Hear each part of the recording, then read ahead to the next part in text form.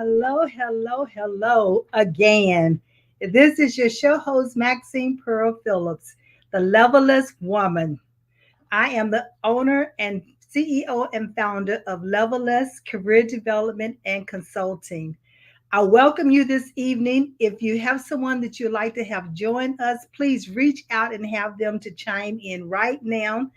Tell them to go to levelistco.com on Facebook, or they can go to my YouTube channel on the Levelist Co underscore Maxine Phillips.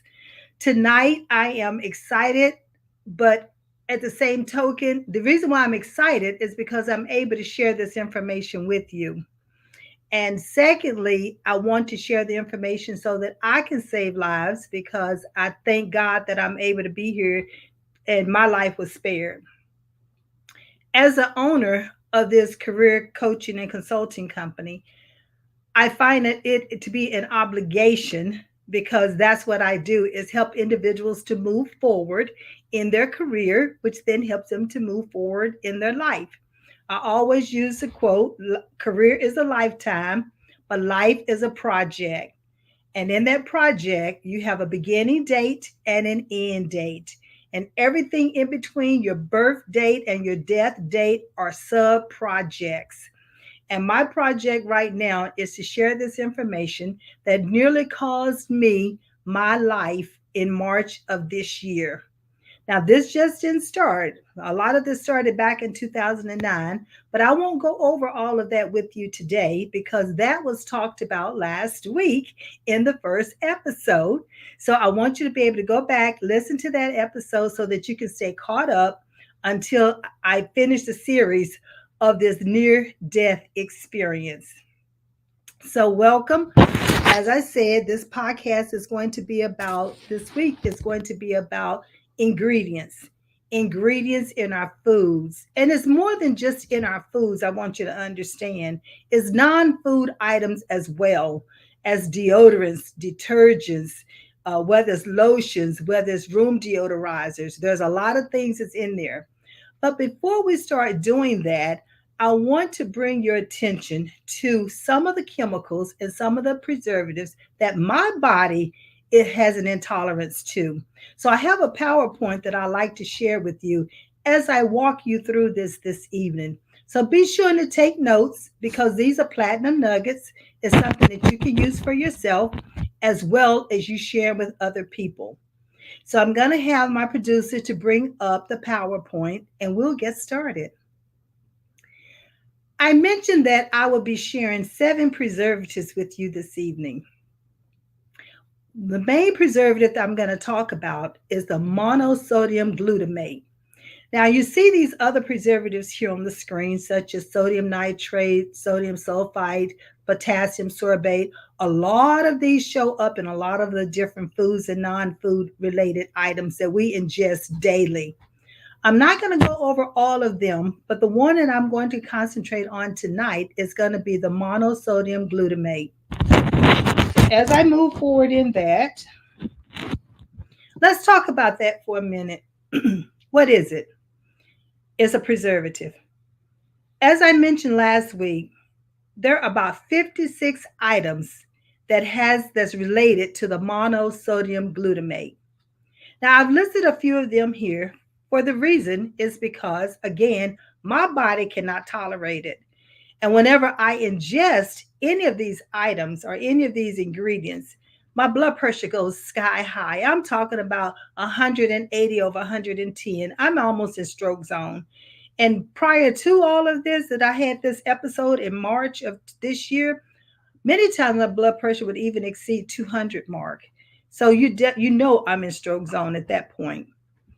But what I want to share with you is that when my blood pressure did go up that high, it automatically triggered my heart to go into an irregular heartbeat. Now, I've had these conversations with my doctor before, and they don't necessarily believe me. But remember, I always say, know your body better than your doctor. I'm not saying don't go to the doctor, and I do not profess to be a doctor. I'm not even the medical field. I'm a career coach. I love helping people excel in life, especially the professionals and our young professionals. But even though the medical professionals could not really determine what my illness was, I was able to do that by journaling my food intake. These are some of the items that definitely, when I ingest, my body totally rejects them and I go into that irregular heartbeat. I had this to happen to me March of this year, and it was so severe that I nearly died. I couldn't breathe. I couldn't walk. I was wheezing. I couldn't talk. I couldn't climb the stairs. I couldn't even walk ten steps in front of, or even take 10 steps, shall I say. I'm saying all of this so that I can save other lives. You too could be going through some of this and don't even realize some of the symptoms. But that's remember I said last week I talked about a lot of those symptoms. But this week I want to hone in on the monosodium glutamate. Now, if you look here, I have the word listed here, but what I don't have listed here is that there are about 56 items it has. I'm gonna call it MSG. It has MSG in it, but they don't have to list it because if it's not pure, they can list it by another name. And what I want to share with you is here are some of the names that you're going to find in different foods. Take a good look at this list because next I'm going to show you some labels. And it's important that you read the ingredients and the labels so that you can understand exactly what are you ingesting. Now I said there are 56 items that's related to MSG, but they do not have to list them as MSG because it's not pure. Now I didn't know this, and maybe many of you know it, and maybe many of you do not know it. But the most important thing is for you to become familiar with these ingredients. It would take natural flavorings, for instance. It sounds like it's all natural. Maybe we might think natural means from the earth, but that's not necessarily the case. It may have started out natural, but it did not end up natural because it was probably cooked, it was modified, other ingredients were added to it, but they can still call it natural flavorings. But within those natural flavorings, because they have not identified what those ingredients are, MSG is going to be a part of it. Then we have ultra pasteurized. Oh, we know, we always say ultra pasteurized. That's got to be the best. It's not the best. It's not even healthy for us. Now, I'm not saying you don't eat it, you don't drink it. What I'm doing is bringing an awareness. I know my body cannot handle it or tolerate it. So this is just an awareness for you that take heed and just read the labels and read the ingredients. Then we have low and no fat. Oh, how many of us want to have no fat items, to eat, thinking that that's going to be healthy for us? But not only is not healthy for us, but because it's low fat or no fat, we might have the tendency to overeat and eat more of it, thinking it's okay for us. Are we going to be reduce our size, or we can eat more than the necessary serving size, and it's going to be okay? But let me tell you, it's not okay. If you look at the other ones, gelatin. I know many of the capsules that we take are coated in gelatin, and that's sitting in our stomach. So just be aware of that. Then we have high fructose corn syrup or rice syrup. All of that's MSG related because it's been modified, it's been cooked, and it carries those modifications to it. Then we have seasonings. If the seasonings, if they're listed on the label, then you would know what seasonings are being used. If it's not listed on the label, then you don't know what seasons are being used. So therefore, you do not know what chemicals, what salts, what sodiums, or even if like I said, MSG is more than likely in it because it's a hidden word. The other thing is spices. Oh, this is the one that has havoc on my body, and I totally have to stay away from it as well. Because again, they don't list the type of spices or the name of the spices. And I'm going to show you some items, and that way I want you to pick out some of these words in the ingredients, in the labels, and let's see how well you're retaining some of this. Now, I know we talk about citric acid, and this citric acid can be okay if it's from the citric fruit, but it harms us when it's from a corn product. And then we want to look for ascorbic acid, which is the vitamin C. And now we have hydride, uh, plant or vegetable. It's not going to make a difference. It's still not as healthy for us. And then there are modified cornstarch that we see in a lot of the ingredients. But what about soy sauce? I love Chinese food, but I can no longer have Chinese food unless I ask for it with no soy sauce. And so I don't take a chance. I just do without. That's just a dish that I can no longer have. And that's some of the things that we have to decide on. Once you know that your body cannot tolerate something, then you have to make a conscious decision not to have it. I know it's hard. I know it's hard. I know it's hard. I know it's hard because I'm the one who made the nachos. I knew what was going in it. I tasted it, but my body still couldn't tolerate it after 10 years. So don't even take a chance. And then we have enriched. Enrich is another one of those things is not as good for us. So what I want to do is pause right now. Type in the comments if there's any of these that you know your body is already rejecting. Let me just type in the comment box that you've had some. Okay, I see a few. All right. Yes, I see that. Okay, natural flavorings. Okay, and then seasonings. Yes, that's good. And so just keep these in mind as we start looking at the different foods as I go through this slide. All right. The first one I want to bring your attention to is this organic basil tomato sauce. I want you to look at the ingredients.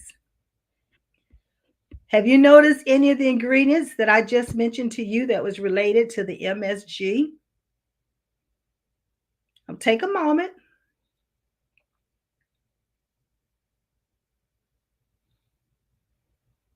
I don't see high fructose corn syrup in here anywhere. I don't see natural flavorings. The spices, look what they have listed as the spices: organic basil, organic chopped onions, organic garlic powder. They're actually telling you which spices that's being used opposed to using the word spices.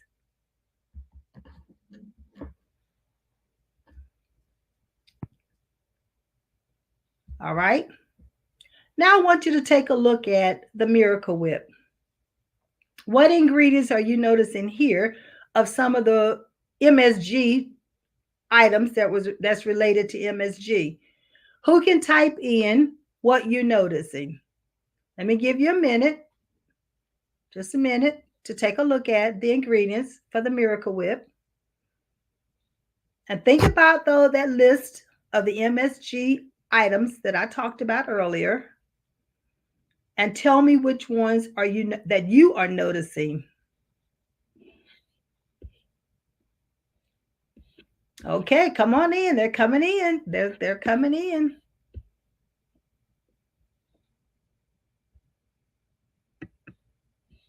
Okay, I see someone put in the high fructose corn syrup. That is correct. Anything else? Something that said modified cornstarch. No, I didn't even mention it, but yes, you're right. That is so true. That is one of the things that could very well be MSG related. Okay. All right. Well, let's take a look at one of the ones. Here we have the high fructose corn syrup. We have the modified cornstarch. It's showing natural flavor. Then it has potassium sorbate. And potassium sorbate is a preservative and it is related to MSG. But notice they also use the word spice. I didn't highlight spice, but spice is listed. So we have to be careful because it does say dried garlic. So that could very well be one of the spices that they're using. How many of you guessed at all of these? It was like 4 or 5 of them. If you guessed at 4, put 4 in the comment box. If you got one of them right, put 1 in the comment box. Or if 2 or 3, just let me know how many. I just want to make sure that you're catching on and you're paying attention, because it is so important that you understand how to read the labels of the different chemicals or preservatives that used in the foods that we just take in every day. It's just a natural part of our everyday life and everyday eating. All right, I'm going to go through the other thing I want to bring your attention to while I'm on this screen here is the way the ingredients or the way the preservatives or the way the chemicals are listed. The first, this is, it starts out with the first name, that means that has the majority of the that particular ingredient in the food. So here we have water, we have soybean oil, and the third one is high fructose corn syrup, and the fourth one is corn syrup, and then vinegar. So the first 5 items on any of the ingredients that's in the foods or any lotions or soaps, it does not matter, that carries the most weight in that particular product. So just know that. And sometime in some of the products, it'll say less than 2%, and then it'll list the items. So you already know that it's less than 2% and it's not carrying a heavy weight. So that's Miracle Whip. Great job, everybody. You're doing a lot. You're doing some great. Okay, you're paying attention. I like that. I like that. And look at this big smile that I have now. I couldn't smile 2 or 3 months ago. All right, so let's go to the next one. Now, here we have almond butter and peanut butter. I know a lot of you like peanut butter. I used to like peanut butter. It doesn't work for my blood type, so I no longer eat peanut butter. But instead, I modified it, and now I have almond butter. But I want you to notice the ingredients. How many ingredients is actually in the almond butter? Who can tell me the ingredients is in the almond butter?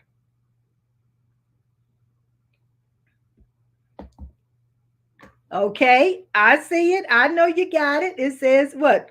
Raw almonds. That's right. Raw almonds is in the almond butter. I'm just trying to make sure that everything is online and everything is working. Um, Let me just double check. Let me just double check. Okay, we're good. We're on. Everybody's on. Okay. Now, make sure you reach out to someone that needs to hear this information. And if they're not able to listen in, be sure to share this information and have them to go back and watch this podcast. Because again, the whole objective of me doing this presentation and a part of the podcast is to save a life. It's so that no one would have to encounter this near death experience that I encountered with my body rejecting the different preservatives and chemicals and nearly causing me to die. All right, now the next question is, what ingredients are actually in the natural peanut butter? Notice it's saying natural. It's saying natural. So tell me what ingredients are in the natural peanut butter. Okay, that's right. It's listed here. Fresh roasted peanuts and a dash of salt. The only thing they're not telling us here is what type of salt that they used. We're unsure. So that would be the only thing that's in question here when it says natural in this case, because it's telling us fresh roasted peanuts. It just did not tell us the type of salt that's being used. So you have to be cautious of that to make sure that your body is not going to reject the particular salt or the sodium in which they're putting in this particular brand of peanut butter. I'm not saying don't purchase any brands of any information that I'm using tonight. These are just for illustration and demonstrations only. So let's see. Okay, yeah, okay, I see. Yeah, I'm not trying to trick you, but yeah, you got it. You got it right. Okay, so what about the ketchup? Look at the ketchup. And I have 2 types of ketchup here. I have the Heinz regular, and then I have the Aldi's organic. Look at both of them and compare. Let's do a comparison right here. So as you can see with the Heinz, the regular, it has concentrated from red, ripe tomatoes, which is good. Then we have distilled vinegar, still good. But next, within the 5 ingredients that carries a heavy weight, the heaviest weight, we have high fructose corn syrup, and then we have corn syrup, we have salt, and we have a spice. And look at the end, it says what? Natural flavoring. Natural flavoring. All right. So I guess that is correct. Natural flavorings are one of those items that I just talked about that's in the MSG family that they did not have to tell us it was MSG because it was not pure. And then the high fructose corn syrup was another one. And then the spice is the same thing. But I want you to notice the difference when you look at the organic brand. The organic brand is telling you what? It's organic tomatoes, even though it's concentrated, but it's still organic tomatoes.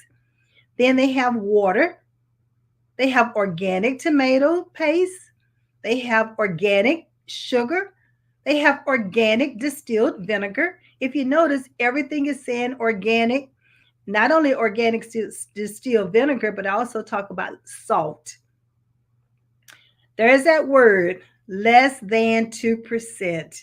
The less than 2%. Now they go on to tell you what's less than 2%.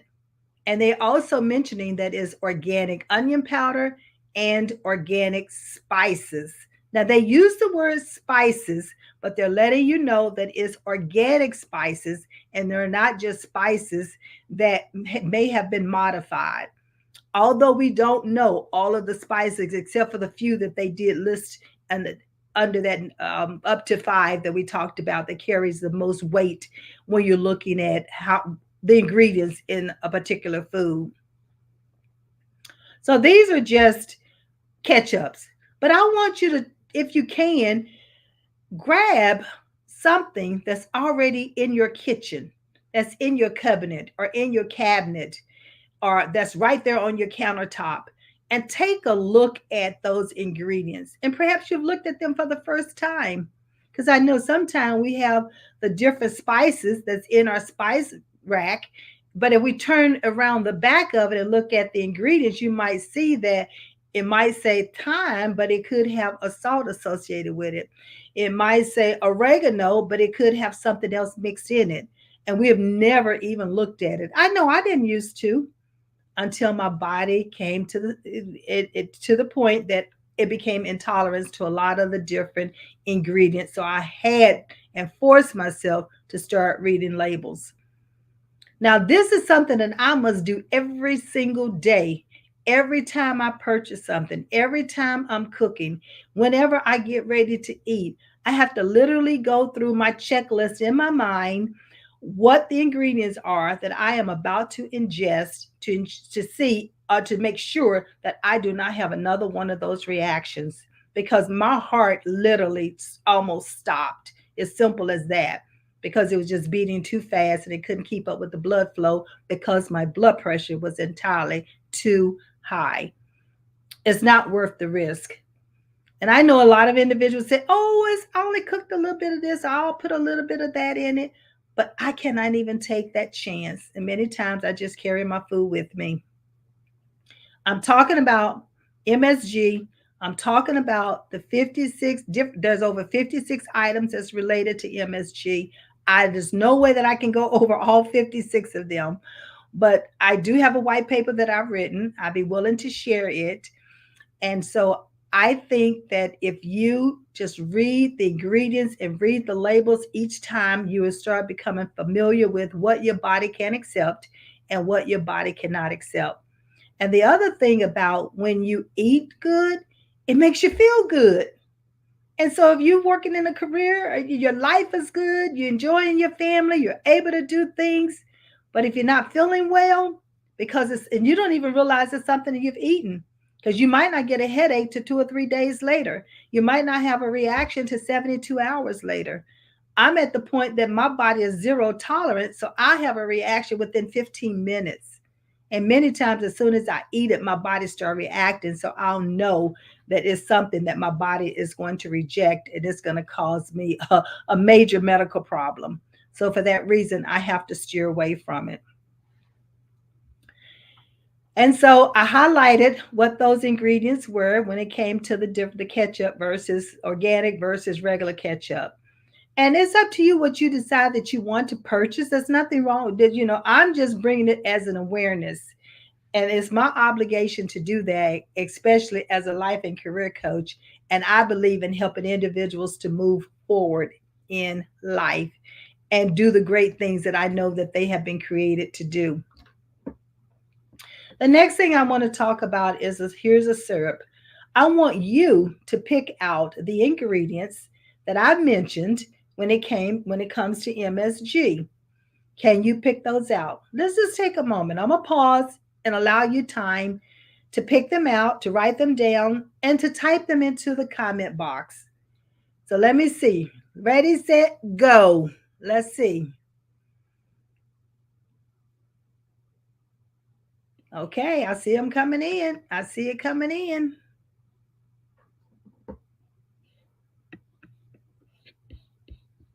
Come on, I see them coming in.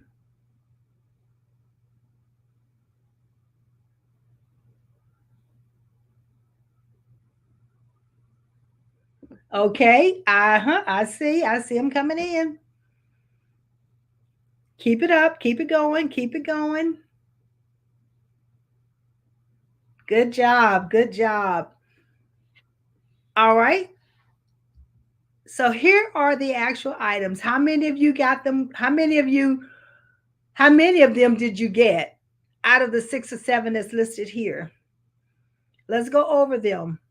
High fructose corn syrup and water and syrup.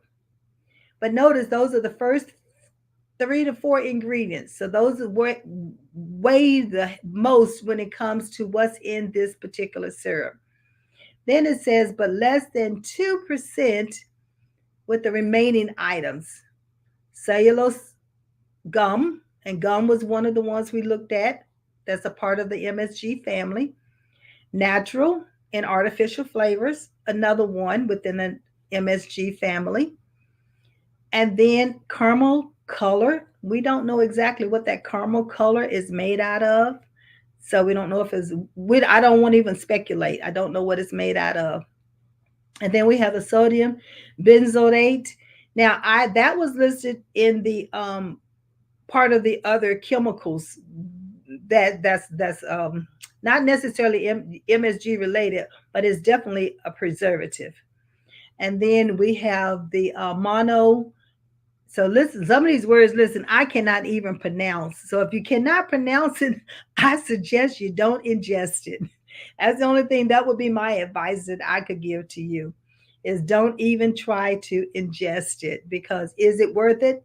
No, it's not. But what I do want to say is the fact that how is this? I think that's going to end. Yeah, that's going to end the slides for now. I want to make sure that I remove that from the stage. I want to go back to the very first slide where we talk about the ingredients for MSG. I want to bring to your attention this. We're back to school. Our young professionals are having breakfast. Parents, I encourage you to read the labels of the items in which they're eating for breakfast.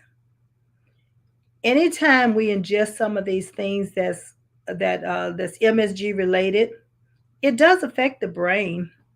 It does affect our memory. It does affect the way we interact. It affects our behaviors. So there's a lot of things that these chemicals and these preservatives will affect the body. I just ask that you read the labels, help the young professionals to make the best decision, because it will help them with their attention while they're in school. It'll help them with being calm and being able to sit and retain the information. And many times, depending on the type of sugars that they're getting, like the high fructose corn syrup or the corn syrup or extra sugar, then it causes what? It caused me to be hyper. So it could cause a child to be hyper. So these are just some of the things to keep in mind with our young professionals going back to school. And even if they were not going back to school, it's just still something to keep in mind. One of the things about what we intake will affect our mood. How are we going to respond to things? Are we going to be irritable or not? Are we going to be calm about it? It is not just our young professionals, but it could be us as adults. And the way that we can help ourselves is to read the ingredients and the labels. I'm trying to see if there are any other comments that's coming in. Okay. As I indicated, a lot of individuals like Chinese food, and but when I could eat Chinese food and I started feeling it, I would have a headache afterwards. When I did order it the next time around, I would ask for no soy sauce. So that's a possibility. And I do know the soy sauce comes in these little packets, and many times we'll put that over some of the food that we just have every day in our that we're cooking for ourselves. It's just something to become aware of, basically, is what I'm saying. Are there any questions? Anyone has gone through any of this? I'm just looking to see if I have any additional. Okay. All right. Cooking for ourselves. Excellent. I see some people are going to the cabinets and they're saying that they're reading the labels and they're taking a look at what they have and what they could be doing differently. So that's excellent. Excellent. Are there any other questions? Okay. Well, when it comes to the modified food starch, that can be put in a lot of different medicines. It can be put in sauces. It can be used for different things. What I will tell you is that when you start putting it into the different foods, you can find it in breads, you can find it in margarines. A lot of these gelatins and high fructose corn syrup, you're going to find it in cereals. Again, you can find it in breads. You can find it in candy. I'm not going to name the different type of candies that you can find it in, because if you look at the label, then the ingredients, you'll be able to read those. But I will let you know is that a lot of these ingredients, not only does it, you have allergies to them, but it also can trigger off asthma. I know I have a young lady who's going to be coming on next week and is going to be talking about her asthma, and of course how peanuts and that allergy triggers her off, and some of the other ingredients that she eats triggers her allergies off. And how is she coping with it, and how is she modifying her diet in order for it to work for her. Now there's also things called sulfates and sulfites that we can talk about later on. But I will tell you about the sulfites is that you can find those sometimes, believe it or not, and it's an unfortunate thing, is that even with fruit, they can shoot some of these ingredients or chemicals or preservatives even in fruits in order to make them prettier, look appetizing at the store that you want to buy them. You have the different waxes is on top of your different fruits and vegetables, and so you have to be cautious of that. I would say, again, I mentioned last week, always wash your fruit and vegetables, no matter where you got them from and who you purchased them from. There's a thing called nitrates and nitrites, which are found in meats. And you can purchase meats without it because it'll say no nitrate, no nitrites. So it's something like that you want to be looking for. When you purchase organic foods, I want you to look to see what are the ingredients in that organic food. Is it saying organic natural flavorings, or is it just saying natural flavorings? If it's saying natural flavorings, that means it's going to be MSG related. If it's organic natural flavorings, that means that it has not been modified. because we know organic mean that they had to go through a rigorous process in order for them to get the organic label on it. So these are just again some things that I have to bring to your attention. Now I will tell you, I was never a wine connoisseur, but I did like a little wine every now and then. But whenever I drank the wine, I would get this real bad headache immediately, and I couldn't understand why. Well, after I started keeping my food diary, I found out that I'm allergic, no tolerance level for sulfites.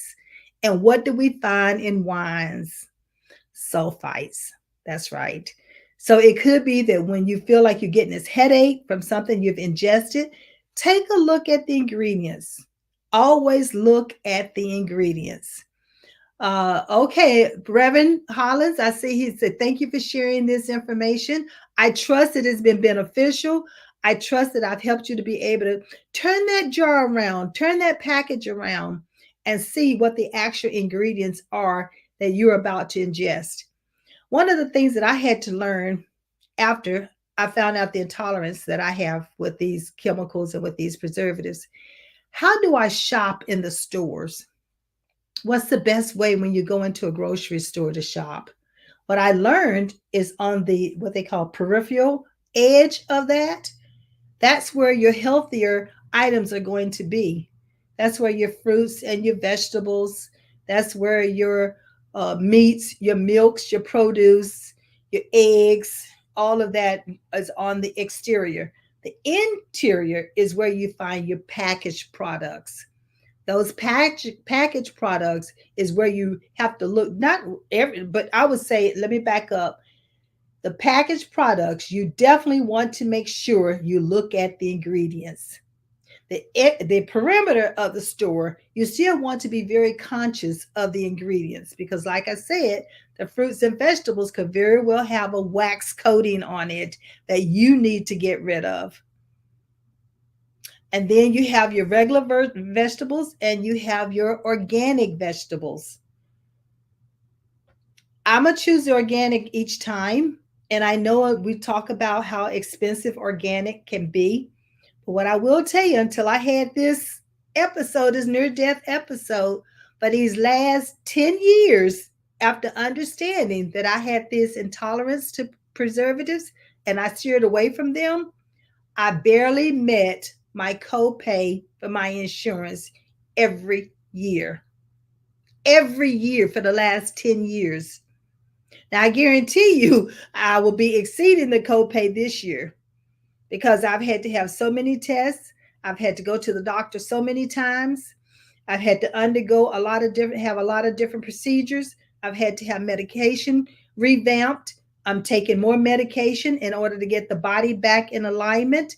So, preservatives have a havoc on our system and it causes so many illnesses. MSG, I have an entire page of all the illnesses that MSG is related that causes. Diabetes is one of them. Lupus was one of them. It can even cause cancer. So there's so many different things that happens. I know last week someone asked me about what information would I say about cancer when it comes to preservatives. We already know that if a body is not alkaline, then cancer loves us. It loves to dwell in a body that's not alkaline, but it's very difficult for cancer to survive in an alkaline body. So it's best for us to try to keep our body alkaline. I'm not a doctor. I can't tell you how to keep your body alkaline. I will tell you some of the things that I try to do to help me, but I would say ask your doctor, ask a nutritionist, and make sure that you're following protocol because many of us, we're on different medications and we have to make sure that we can take some of the things. If I suggest to you, always check with your doctor first and let them know that you're getting ready to try something different and something new to make sure it's in agreement with your body and it's in agreement with your medication. Thoughts about alkaline water. I think alkaline water is good, but anything in excessive is not healthy for the body. So you have to do things in moderation because you must keep the body at a pH balance. And so if you drink alkaline water and you're not taking in any other things, that means that your body could be over alkaline and now it's out of whack. Your pH balance is off. So just read and just talk to your doctor, talk to your nutritionist about how much alkaline water should your body, because it tells us to drink at least half our body weight in water. And what does that look like for you? It's going to depend on how much you weigh. And then if you run that by your doctor and see, is this going to be okay?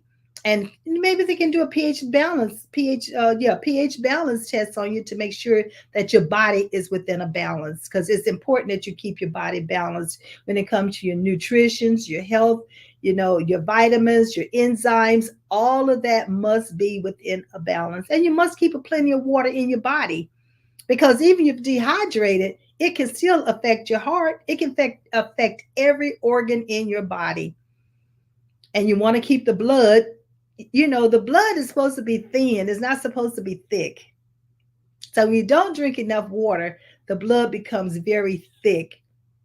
And when you start eating too many carbs and your blood sugars go up super high, the blood thickens. And the last thing you want to do is have the blood thick like syrup. You don't want that. That way we're gonna be in trouble. And anytime your blood glucose goes up to over 200, you definitely want to get that down. You definitely want to make sure you're talking to a doctor and see what needs to be done. I was on medication when I was diagnosed first as a type 2 diabetic, but I had to come off the medications because it was making me worse. And I told my doctor, work with me on this. Give me a chance to get my body adjusted. I would do it through my eating and through exercises first. If I cannot manage it that way, then I'll be willing to take your medication. It took me about 6 months, but I finally got my body where I was at a 11.0, I think, my A1C. I started coming down to a 9, to an 8, to a 7, and I range somewhere between a 6.4 and a 6.7 right now. I've never hit the 6.0 mark. I've never hit the 5.4 mark, but I'm under the 6.4, which is pre-diabetic. And so if it ranged between a 6.4 to a 6.8, and I've been maintaining that for the last 10 years, I think that's pretty good, don't you think? Would you say? Yeah, okay. I'm in agreement with you. Yes. Mark. Maxine, just really quick, I have a quick question for you because when you're ready to go to school, a lot of kids are getting ready to go to school and everything. So I know that one of my brother's girlfriend's daughter is diabetic. She's been on insulin for a lot of her life, and she is now a college graduate, actually teaching in the school system. But we know that a lot of times the schools don't always do a great job in terms of nutrition, and of course, it's hot in summer right now. We are going to hit the holiday season, so I just wanted any advice that you had for folks that are wanting to make sure that their kids are eating healthy, because we want the adults to eat healthy, we want the kids to eat healthy as well. So I just want you to have any advice in terms of making sure that they are being safe and maybe not getting some of these bad foods in their diet as well. Okay. I got some of that, but just ask a question directly because it was a lot of it I missed. So what No, I was asking, do you have any suggestions you have for kids and the parents that are having their kids, the food is being provided by another institution, namely the cafeteria? right, the food is being provided by the schools itself, or they going for free breakfast, or they getting modified lunches and so forth. The only thing we can do is try to teach our children at home how to make what I want to say, the food choices. Although the schools are providing foods, and from what I can read, the schools are trying to modify even the offerings to the children so that the children can then select if they select pasta over an apple, or are they going to get chips over cookies, are they going to get milk over juice. So what we can do is help our children understand how they can modify and still eat well, but not necessarily. I can't say that those foods are not going to have preservatives in them. That's something that I cannot say because I'm not in the school system in order to look at the labels. But if we help our children at home to understand how to make those food choices when we're not with them, Then it'll help them to make those food choices when they're in school. That makes a lot of sense. I know a lot of people, both kids and adults, that love juice. I'm a big fan of iced tea and everything, but I know that sometimes those things that are advertised as being very good for you aren't always as great as we think they are because sometimes they have some bad ingredients as well. So I just wondering your thoughts about how we can make sure that we are having, say, the correct orange juice or the correct items, even the correct milk, because not every milk is actually good for you and everything, because some of them actually have the ingredients that you were talking about in your presentation. I just want to talk about how we can make sure that we are getting the correct kinds of juices that we're going to be having the we have diet. Okay, I think I heard a little bit of what you said, and in making those food choices, I think I heard you use the word orange juice.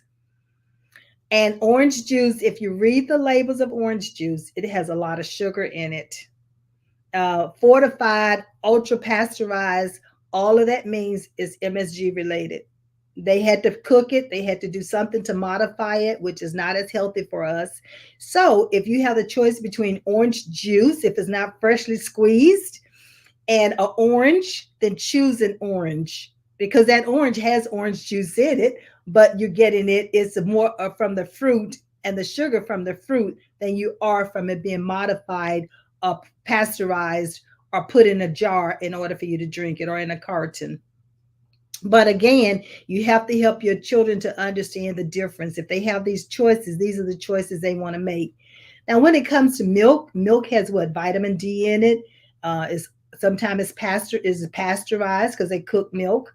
One of the things that I would say is we have to be careful about low fat milk or something like that because if it came from the actual animal, that means it didn't come out with low fat, which means they had to modify it in order to get the take the extract the fat out of it. And so that low fat you have to be careful about, or skim you have to be careful about, because how did it become skim milk? That meaning they had to modify it. So that's just something to be aware of. Um, and a lot of times we're afraid to use whole milk because we say it has a lot of fat in it. But the body needs fat. It needs a good fat.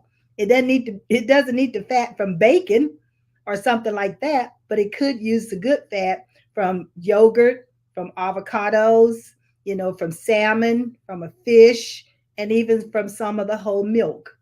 If they don't put a lot of these other ingredients, like it's modified with vitamin D, vitamin this, vitamin that, or extra vitamin D, because milk has vitamin D automatically in it. So we just have to be aware of those things. Did that help? That helps a lot because I know a lot of people are excited and are big fans of coconut milk. I know that I was never a big fan. I know some people love coconut milk. They say it is very healthy for you and all along those lines. I don't know if you got any thoughts around coconut milk because I know there are even some cultures that are big on coconut milk and everything. So that's a milk that maybe people need to consider as well.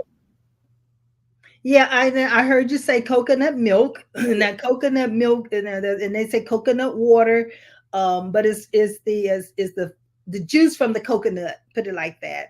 I know they call it almond milk. They have all of these different names that call use the word milk. And at one time, the food and drug industry was about ready to ban some of that because it's not milk. Milk it's not from the animal. It's not from the cow. It's not from the goat. And so, but a lot of times we use the word milk at the tail end of that, but it doesn't mean that it's actually a milk. We have oat milk, almond milk, you have all those different milks. But again, read the label, look at the ingredients to see what's in that particular item that you're about to use, because we use it for cereal, we use it for coffee, we use it for tea, sometimes we use it to cook with. So you have to just look at the ingredients. That's the only thing I can keep on encourage you is to look at the ingredients, read your labels, and know what you're about to ingest and know how much of it you're about to ingest. So, one point in time, we'll talk about food servings and stuff like that. But right now, my focal point is on reading the ingredients, reading the labels, because if it had havoc on my body, caused me to almost die and lose my life, it very well could happen to someone else. And we definitely, with our children, in the growth stage, we don't want to stunt their growth because some of these chemicals can stunt their growth. It can affect their hormones. Yeah, that makes a lot of sense. I know it can impact people's growth, and like I said, my uh, brother's girlfriend is that early onset of diabetes, so she lived with it almost all her life and all along the line. I think she had it when she was a young lady. Of course, she's now a young adult in her 20s and everything. Along those lines, she got the impact and everything. But just really quickly before I do here with me your presentation, what are your thoughts around DoorDash apps and if they're going to eat out and so a lot of people are going to eat out, how they can make sure that they are eating well? You're breaking up again. Okay. Um, he'll come back, but I couldn't remember. I couldn't hear what he was talking about. But what I will tell you is that when you read these labels and the ingredient list, don't let those ingredients fool you. It may sound like it's healthy and all of that, but look for the added sugars. Look for things like brown sugar, corn sweetener, corn syrup, dextrose, fructose, high fructose corn syrup. All of those are sugars that they perhaps added to the product that you are purchasing. What about saccharin and sorbates, potassium sorbate, all of that. And even in gum, in chewing gum, they have all the different ingredients. I had to even stop using chewing gum because I was getting a headache and I could not figure out why. You have to look at the throat lozenges. The wintertime is coming, the flu season is here. So you have to look at the cough syrups that you're about to take and the lozenges that you're about to start sucking on to help your throat soothe itself. So look at holistic maybe ways, honey and lemon and garlic. Those are things that can also help you, help the body get rid of the flu. Again, I'm not a doctor. I do not profess to be a doctor. These are some of the things I'm telling you that has helped me, and I'm just sharing them to make you aware and to try to just pass on the information. So now that you have it, I want you to pass it on to other people because we need to save as many lives as we possibly can. That makes Mark, a lot of sense. One of the things I was saying earlier, and I hope you get a credit this time, but I agree with what you were saying about the uh, like the lozenges and the. I know even when I've had colds, I've got Hallmark and some of the other things, not Hallmark, but all, and some of those have bad ingredients in them as well. Some of the cough drops and things like that. You got to check those. What I was asking is, what ways can people make sure that if they're going to eat out, that they are eating out healthy and everything? I know right now we've had a lot of people that have gotten the habit myself included of going out and eating at DoorDash and eating places that they're not even getting the food being prepared and being necessarily the ingredients that they are ordering from ordering apps and everything. So what advice do you have for people that are eating out maybe too much and how they can make a healthy choice with their food, whether that's from a delivery or from a restaurant? okay, if I heard you correctly, what would be my take on eating out and going Right. to restaurants and so forth? When I go to restaurants, ladies and gentlemen, I pretty much have to carry my own food. I am going with someone that's already purchasing a dinner or a lunch or a breakfast, but Maxine carries her own food because I can't take a chance. However, I have before I came so what I want to say zero tolerance, I could have a few items on the menu. So what I would suggest is a couple things. First of all, find a restaurant that you know that is conducive to what your body can have and work with that, but that what we call it, the chef. Because sometimes when I enter a restaurant, I might look at the menu and I'll see something that I like, and I'll ask the waitress, I'll tell her my situation, and she'll go back and ask the chef, and they'll see what they can do to accommodate me. And that has worked. The other thing you can do is look on the website, look at the menu, call ahead to let them know who you are, what it is that you want, when you're going to arrive, and so forth and so on, so that they can work with you that way as well. Now, when I'm going to a large function that I know that they're having um, 25 to 30, over 30 people that they're preparing a meal for, many times it's very difficult for them to prepare an individual meal unless I've notified them at least 3 to 4 weeks in advance. And in that case, they can usually modify and bring me something in which I can have. But in the event that I do go to an event that I have not worked with the catering staff ahead of time, then I carry my own food. There's nothing wrong with having your own food with you. And at restaurants, I pretty much have asked from time to time, I'll take a plate and an empty glass because the person that's with me, like I said, they're purchasing a meal. And when I explain to the waiter or waitress, they understand. And so therefore, I don't have any problems. Listen, they will work with you if you just let them know what you're up against. Just really quickly, I was scrolling across the bottom because I know you have this very big event that is going to be coming on. So I didn't know if you wanted to mention that. You have that going across the bottom of Yes. the boot camp. So I know you were winding down. So I just wanted to know about the boot camp because you have that. Mention that as well. Yes, yeah, I do. I do. I was trying to figure out, Mark, how to remove the PowerPoint so I wouldn't be looking at that. There we go. Thank you. So, yes, what I like to do is that there are times that, I say career is a lifetime, but life is a project. And there are times when you're trying to figure out, what do I need to be doing with my career? How do I need to be moving forward in my career? Because, like I said, we help professionals transition to new careers, and they could be young professionals as well. And in order to transfer into these new careers, that means you need a resume. There have been a lot of job layoffs. There are a lot of new companies coming to the area that need to hire you. But so going to get your resume together and have it ready. So for that reason, I have put together a resume workshop that's going to be on August the 29th. It's running across the banner now. Take a picture of it, and I also will post it again afterwards so that you can register for it. It is a 4-week boot camp, but you only have 2 hours a week with me. And the other times you're working offline, doing the homework, and you're ready to come back to class with the homework prepared. By the end of those 4 weeks, you walk away with a resume that you can submit to a job opening.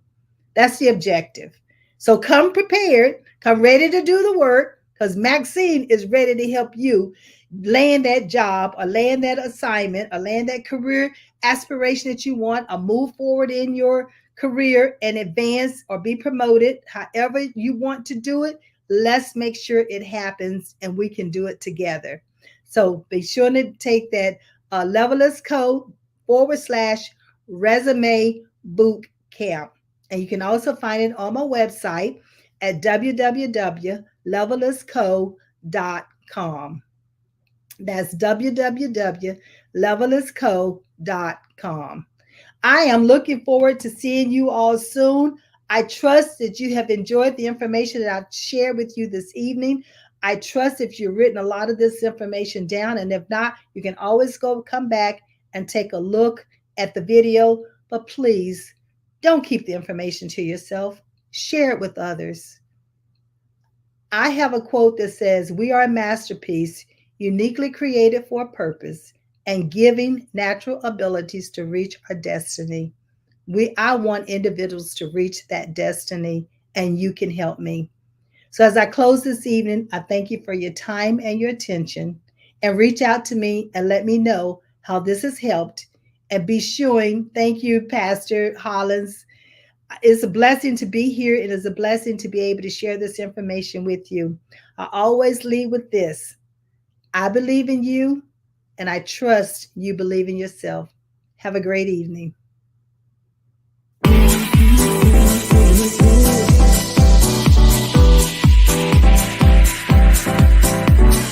Telling me to dance, taking a chance.